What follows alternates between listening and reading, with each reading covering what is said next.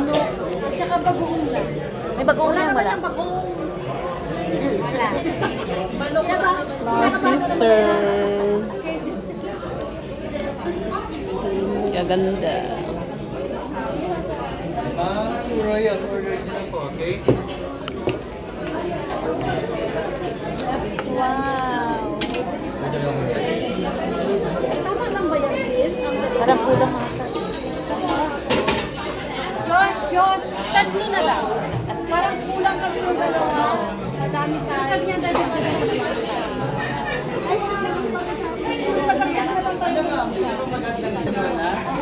kasi parang kukulangin sa amin. Kayo po, ma'am.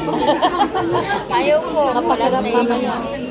O sige, at least may 10%. 10%? Okay na Yung yun. premium na lang, yung 168. O sige, pwede yun. Yung 168 na lang. Yun.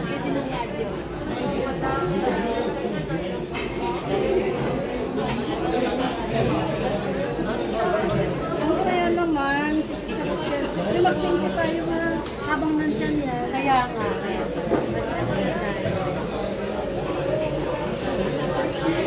Andam pa doon sa ano? Andam pa doon sa Nera. Kainan. Tayo nga. Doon di ano? Di ma. Thank you po. Basta mag-thank you kayo lahat. Tumataba. Thank you po sa nakakain. Thank you. Thank you. Happy birthday. Happy birthday. Sino my birthday? Thank you, Dad. Thank you, Ate Ron. Thank you.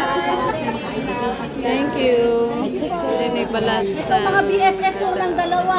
Thank you, Ate Michelle. God bless sa buhay mo. Thank you. Daddy GK.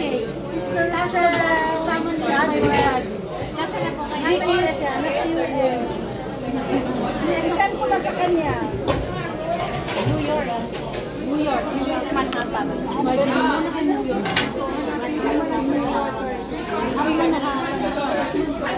Maganda rin yung sahod doon. Pero sabi niya, hindi ko magpapalit at kagandahan na ito.